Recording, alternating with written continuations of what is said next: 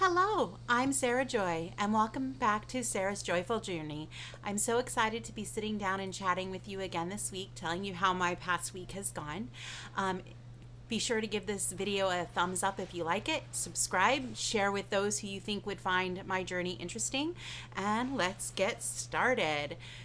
The first thing I want to do is I want to talk about my weight loss for this past week and how my journey has gone through the month of July, as well as inches lost, because last month was the first month I actually wrote down what my inches were to record those. I hadn't tracked those before.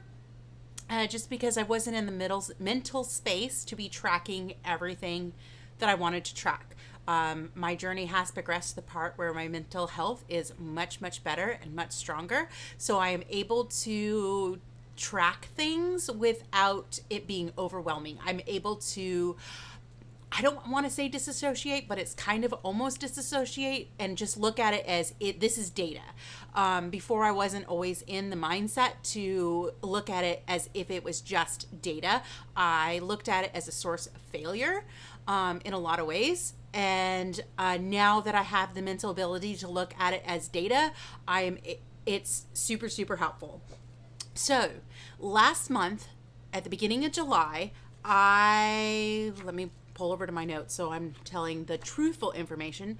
I weighed 212 pounds. So July has been tough because I stopped the Manjaro. Remember, I had discussed a few videos ago that my doctor increased it. I had some side effects. It completely killed my appetite. I had stomach pain. I had nausea, and I couldn't really eat and function. It was so bad that I was down to the point where I was eating 400 or 500 calories a day because that's all I could physically take in. And that was forcing myself to eat just even that amount. So right before I stopped the Manjaro, I did lose 10 pounds. I kept that off for a week after I lost it, and to lose 10 pounds a year into the game is not a good thing. I don't know exactly what it was or the breakdown of that. It doesn't really matter what that 10 pounds was, but I lost it. And then I stopped Manjaro and I gained that back. So I was down, I think after I did my weigh-in, I got down to like 207. I did over the course of the month of July. I got back up to a height of 218. I have come back down. So last week I was 213.2. So this week I am 209.7. So I'm almost back to that low point before stopping Manjaro when I unhealthily lost that 10 pounds. So I've lost 3.5 pounds this week. Overall, for the month, like I said, I started at 212. I went down and then I went all the way back up to 218 pounds. And now I've started to go back down. So that is great. My goal, I don't really have a weekly or a monthly goal of how much I want to lose. I know that I want it to stay in the range of 4 to 8 pounds a month because that is healthy, sustainable weight loss. And my goal, even though is not weight loss, it's the cherry on top. And I know that to meet the rest of my metabolic markers that I want and my strength training markers and my other health markers, that I still need to lose probably another 60 to 70 pounds. Right now, I'm thinking my bottom goal is 145. I'm thinking I want to get to about 160.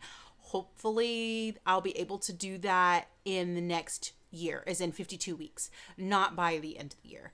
And I might hang out for a while at 160. We'll see. It just depends on how I feel, how things are going.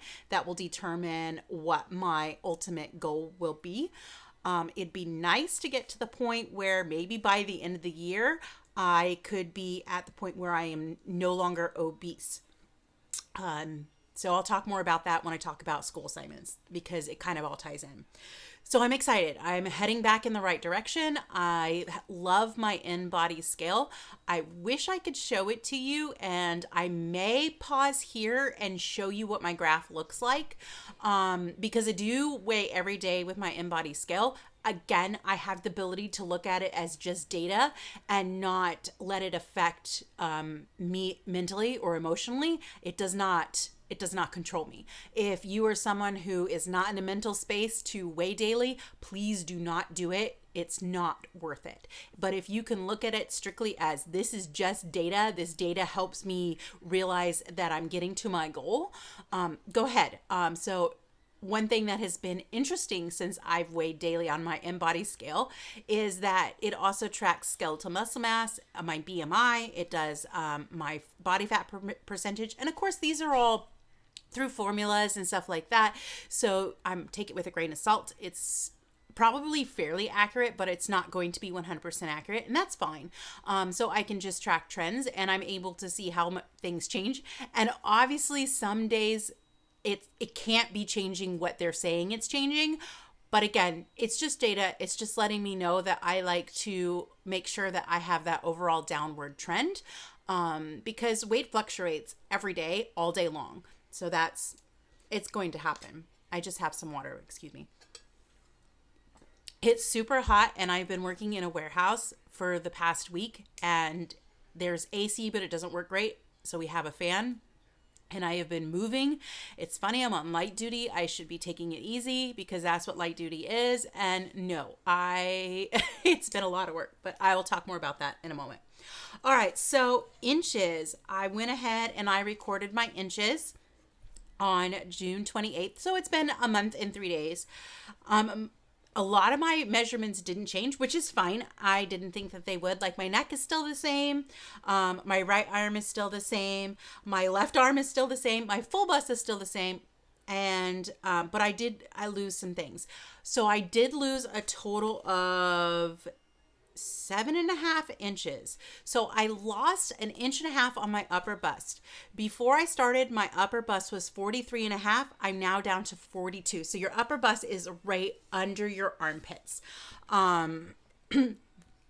So my full bust stayed the same. The upper bust changed. My lower bust also stayed the same. I lost 1 inch off of my waist. My waist was 39.5. I'm now 38.5, which is funny because I can wear a size 36 pants for men's pants now. So I don't know. And it fits perfectly. So we'll see. Maybe my tape measure isn't super accurate, which is possible. They do stretch after a while. Maybe my husband isn't pulling it tight enough. It doesn't matter. But this is just for general, like I said, this is just data. So that worked. And then what blew me away was I lost 2 inches off my hips. So my hips were 47 inches. I'm now down to 45. So definitely have that hourglass figure going on now, which is super exciting, or more of an hourglass figure. I lost 1.5 inches off my right thigh. So my right thigh was 24.5. It's now 23. And then I also lost 1 inch off my left thigh, or 1/2 inch on my left thigh, because my left thigh was 23.5 previously, and it's 23 inches now. What is really cool about that is because I realized there was a big difference between my two thighs, and I think that played a role in my knee injury. From when I just twisted and it twisted out of place and it didn't follow me. I think that injury was an old injury, but it just like got aggravated. Like there's definitely something going on with that. According to my physical therapist, my quads are not strong enough on that one. So that could have created an unbalance between my two legs. But now it seems like that they're going back into place. I lost 1/2 inch off my right calf. It was 15.5. Now it's 15. My left calf, ironically enough, is still 16 inches. I don't know. It is what it is, but it's cool. I'm going down. It's nice to be able to track that data.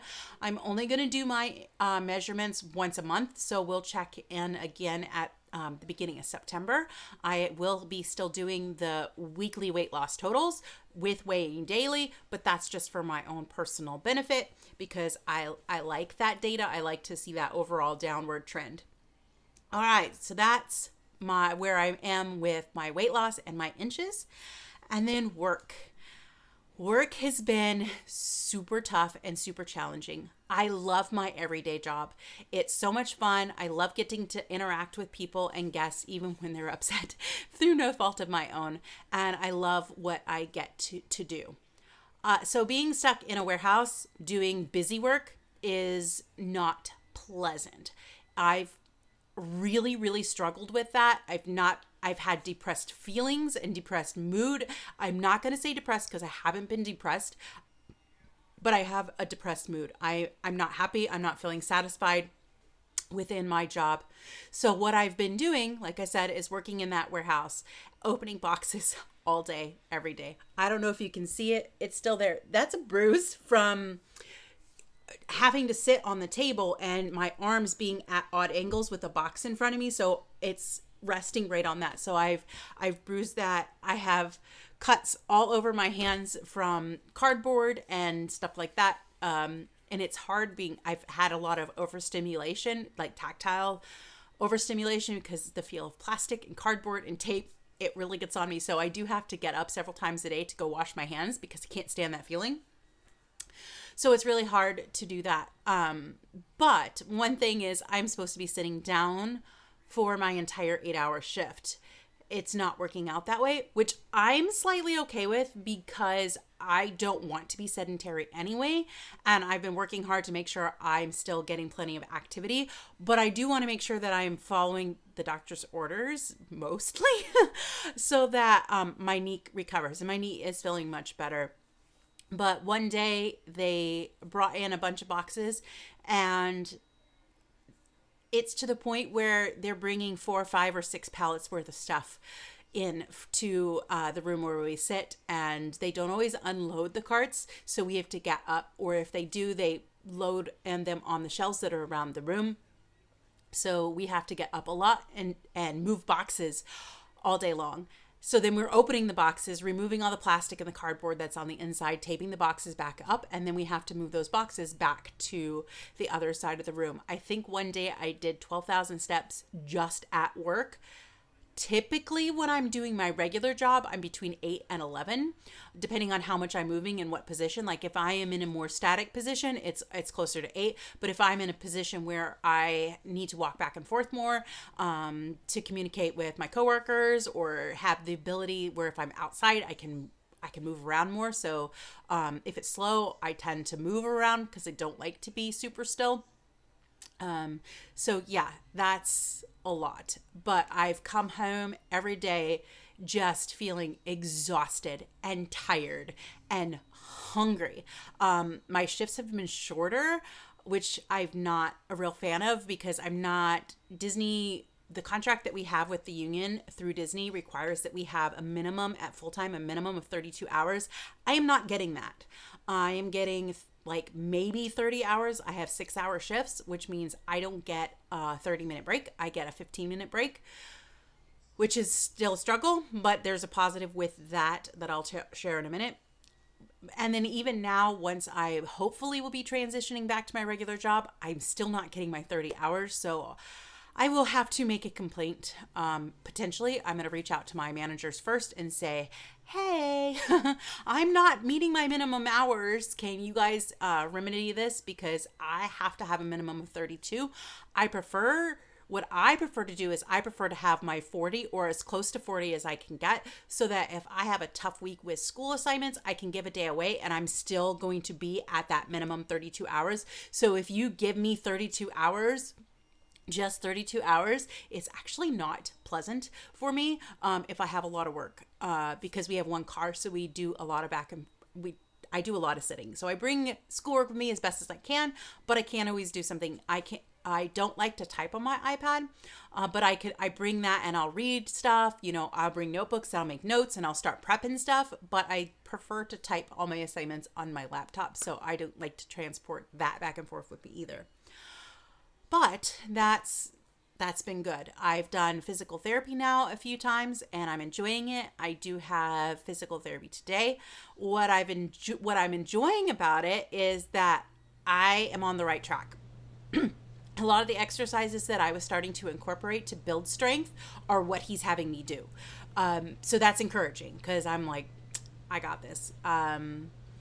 It was really painful for the first couple of days because he gave me a couple exercises that I wasn't doing that focus specifically on that quadricep, and I can definitely tell that one was weaker. I'm sure it's getting better, but it's going. So I am looking forward to hopefully going back to my job next week. I'm seeing the doctor on Thursday. All should go well and be cleared. Yesterday, I didn't even wear my brace to work, and then I've had no issues. I'm not wearing my brace now, and I probably will on Thursday just because I have to go see the doctor, and he's going to want to see that I'm wearing it because he prescribed it. So I will wear it even though I don't need it. But that's all right. So that's gone well. All right. And then what's been going on with school? Well, it was funny because this week we had a discussion board. We've been learning about biopsychosocial theme for psychology. So a biopsychosocial theory in psychology is where you're realizing that the mind and the body are not separate. They're one complete system. So the whole goal of that is to realize that for health and even mental health, that you're going to have those three spheres. You're going to have the biological aspects, you're going to have the psychological aspects, and then you're going to have your societal aspects, society, all that kind of stuff. So that those all affect our mental health. So the whole theme is to encompass that your body is all those things, and the goal of it was to get doctors to not just rely on just biology.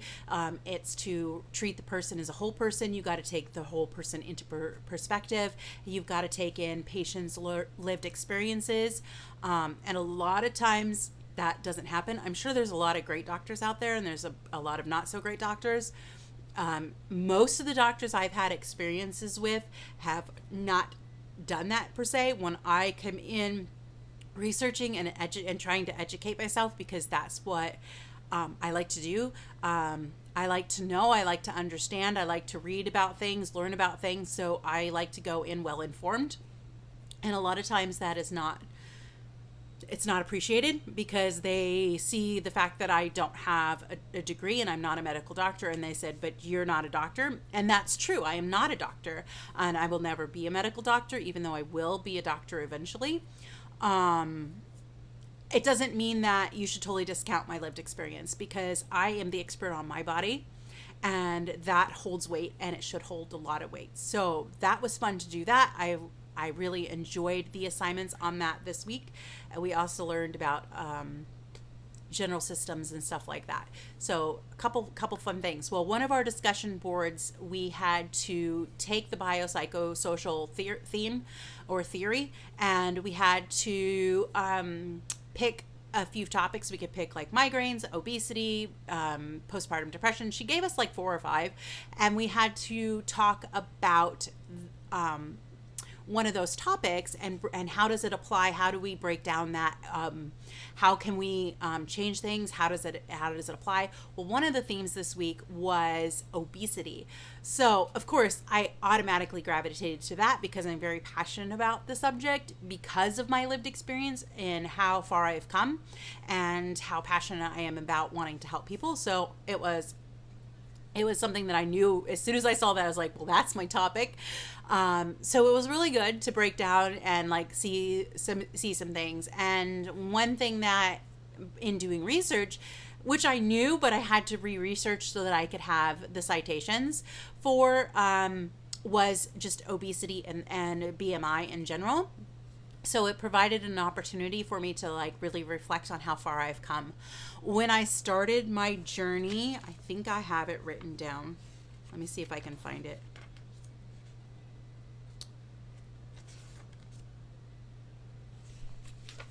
I don't know. I don't see it.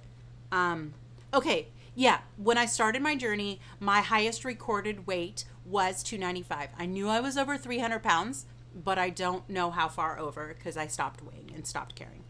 But my BMI was 46.2. So anything over a BMI of 40 is considered obesity class 3. And then anything with a BMI over 30, between 35 and just under 40, so it would be up to 39.99, is obesity class 2.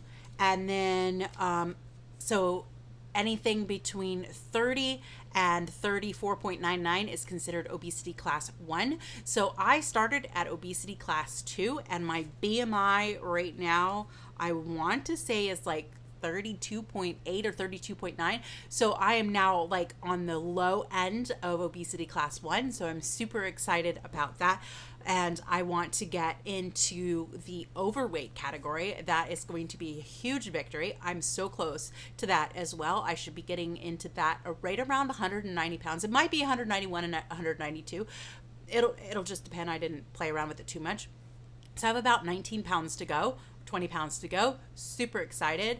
And then my upper limit goal is going to be 160 pounds. So 160 pounds is going to get me right at about that overweight to normal weight. It's going to be technically overweight, but it's going to also be like just barely into that. So I think 160 is going to be a good goal, and I might hang out there for a while. We'll see.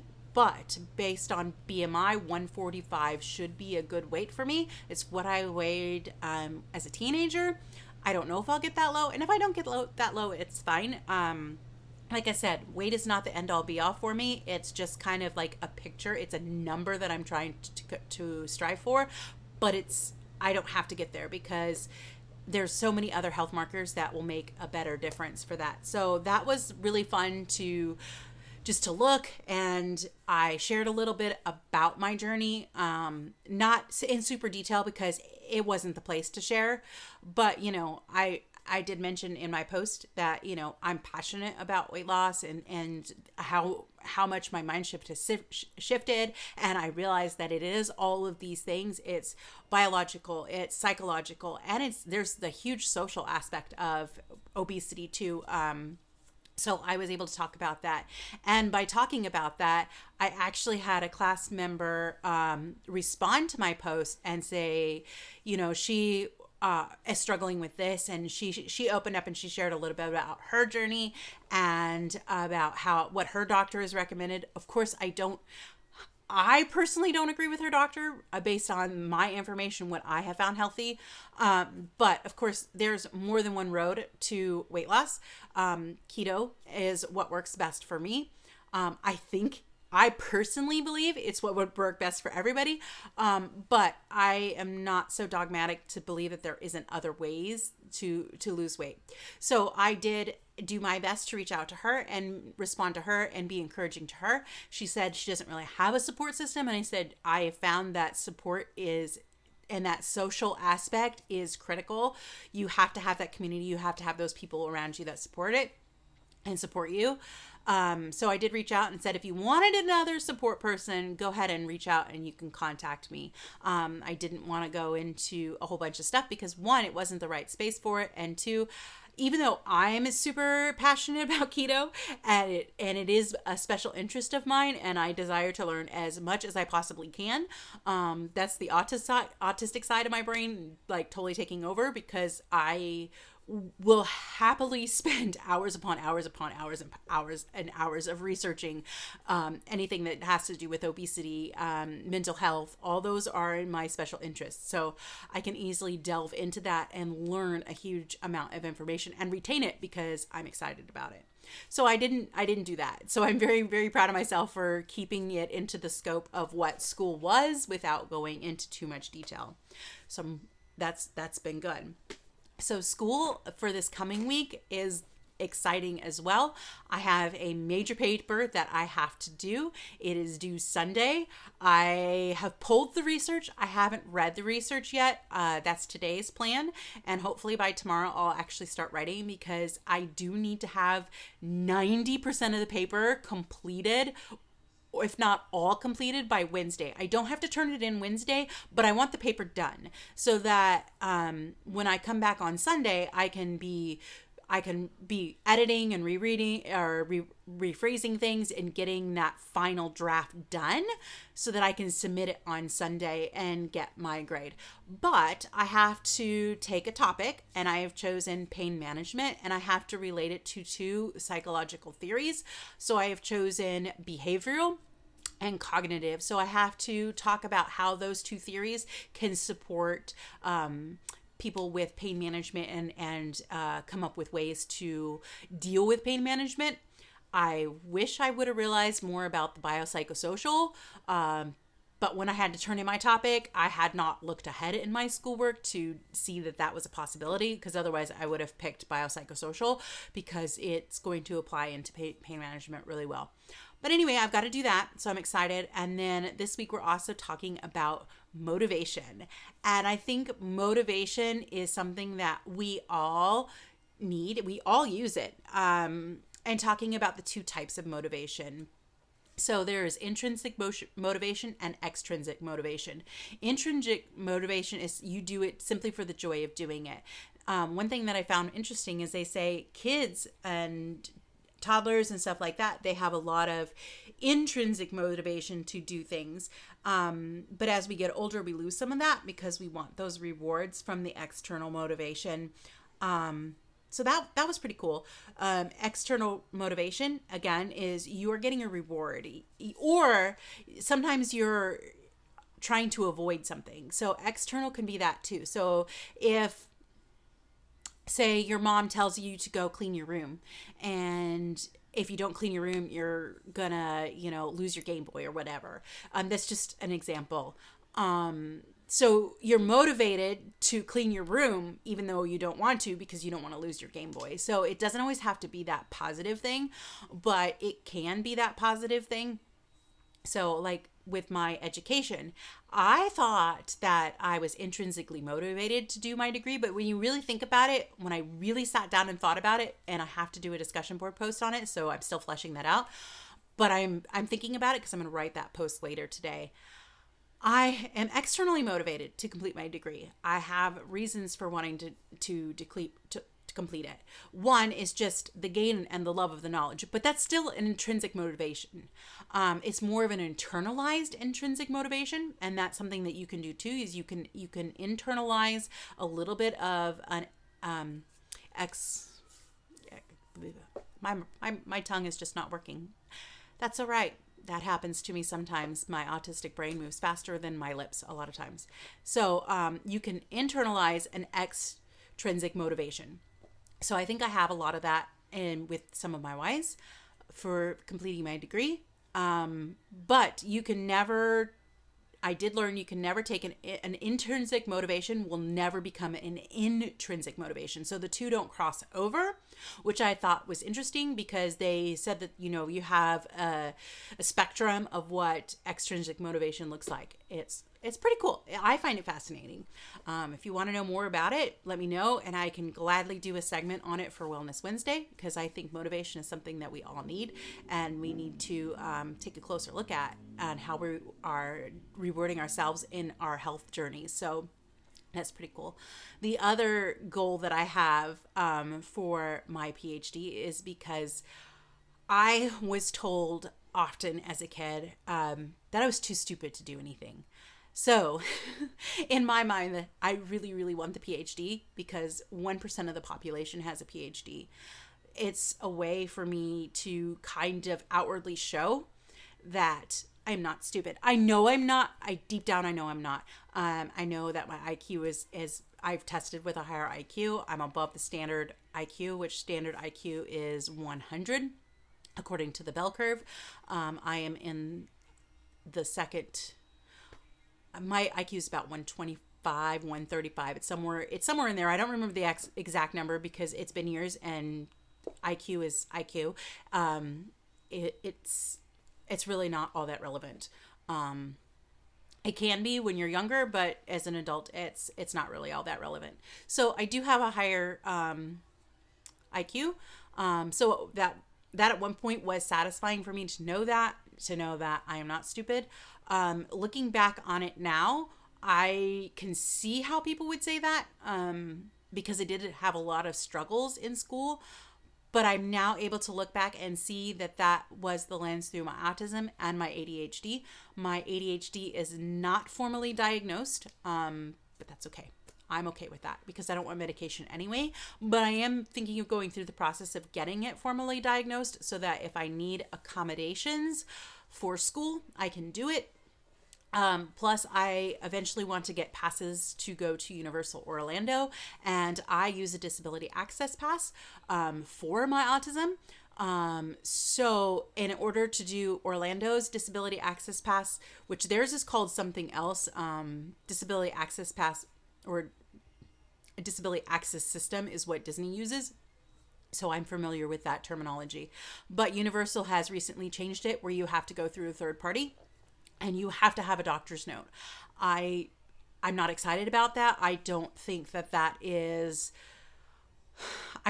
a good way to treat disabled people. I do realize that it would cut down on a lot of the fakes or people who are trying to abuse the system. There's always going to be abuse of the system, but I think it also, personally, I believe that it's unfair to disabled people.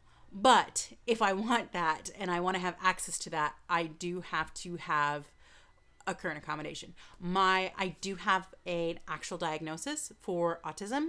However, my doctor and most doctors that I've seen and tried to get accommodations for are not willing to write accommodations that they did not diagnose me at, which I think is BS.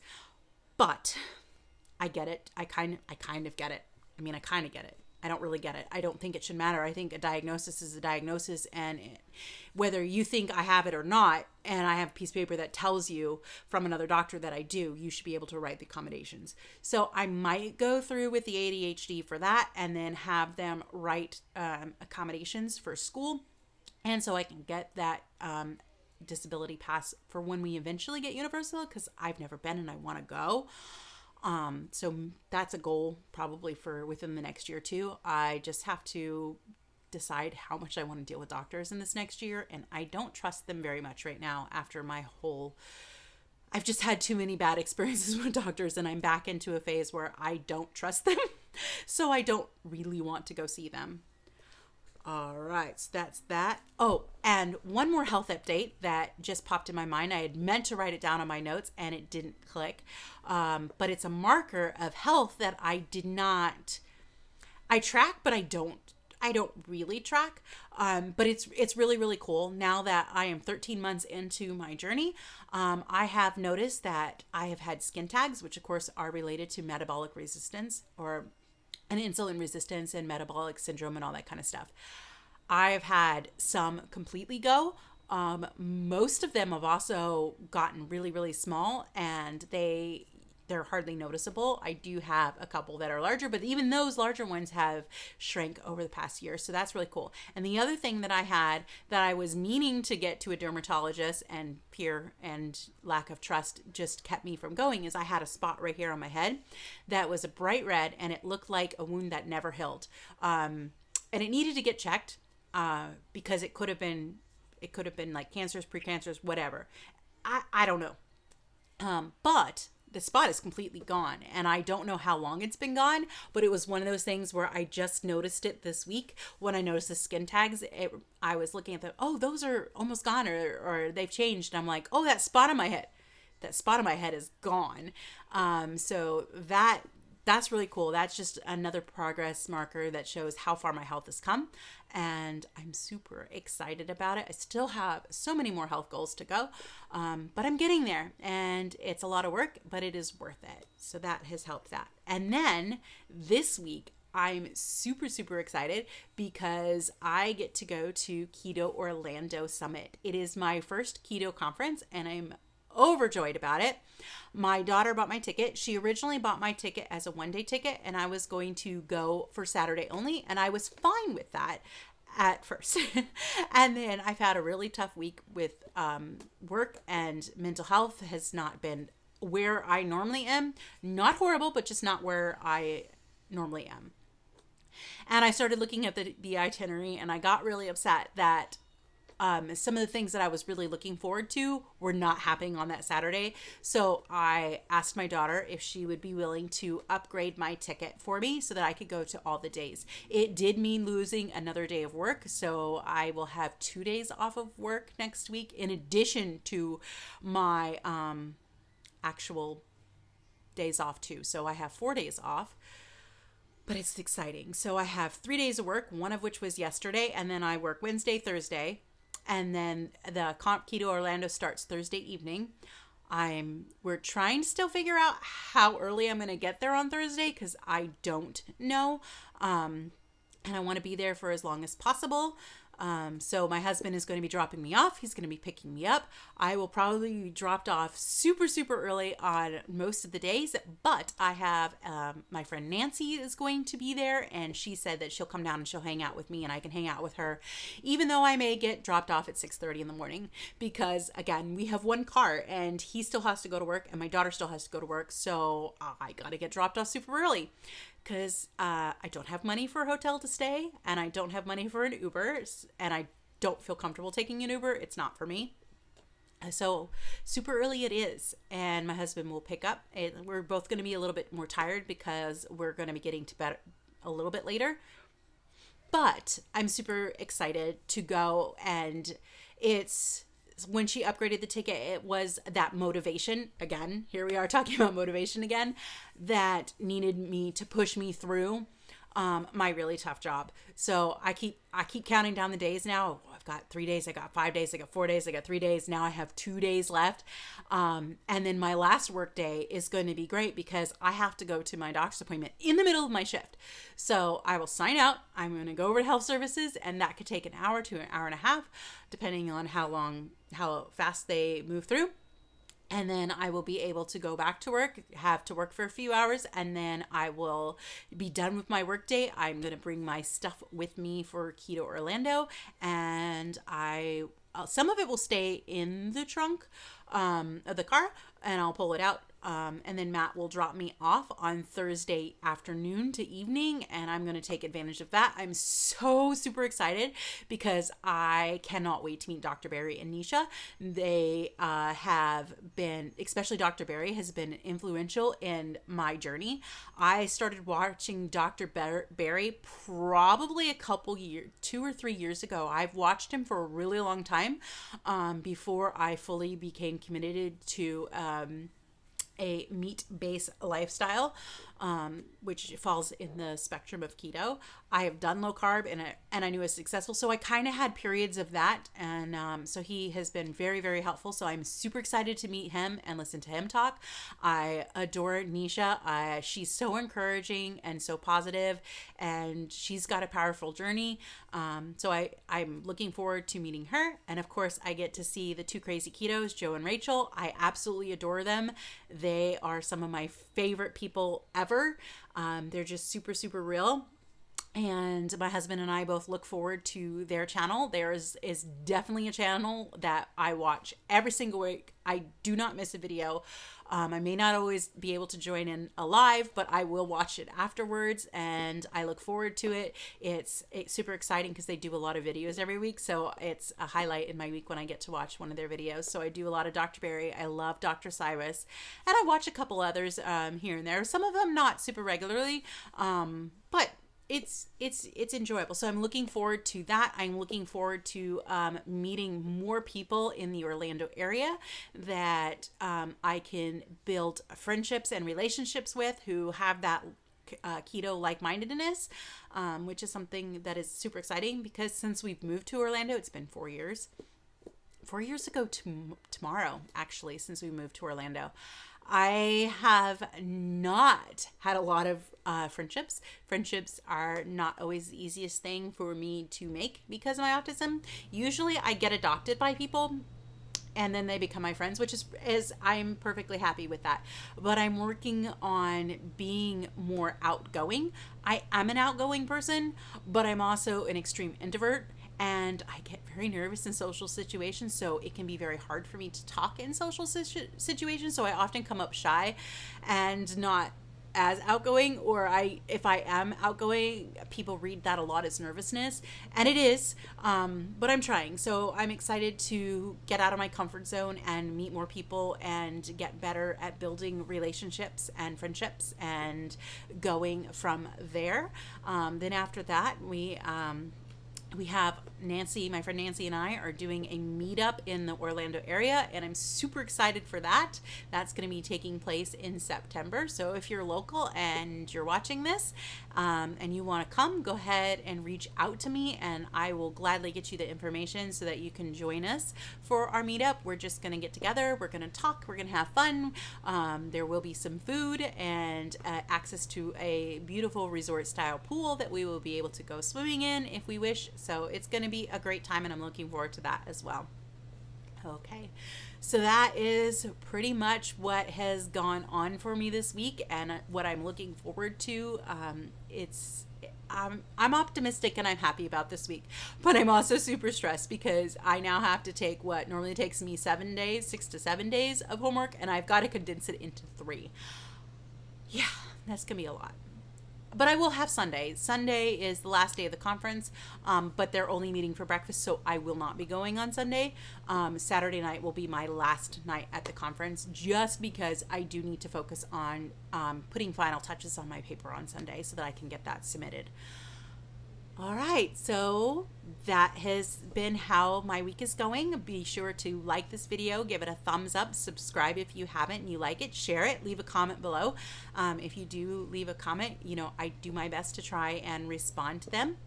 And I look forward to interacting more with you guys and just being able to share my journey. And then hopefully eventually, as time goes by, I want to be able to highlight those other people who are also having a journey similar to what Joe and Rachel from 2KK do. They spotlight their subscribers and share their journeys, and I am passionate about sharing my journey and having other people share their journeys, because that's how we create community. And everybody's journey is powerful and is going to reach different people than what I could reach with my journey, because we all face different things. So keep on talking about your journey, keep sharing it, and I will check in with you again next Monday, and I'll share my experience of Keto Orlando. And I just realized that you can see my dog in the reflection of my yarn cabinet over there. So surprisingly enough, she stayed really quiet this time. Normally when I sit down on the floor over here, she's usually in my face. But yeah, so she did good this time. All right, so I'm going to stop rambling now, and I will check in with you guys next week. Take care.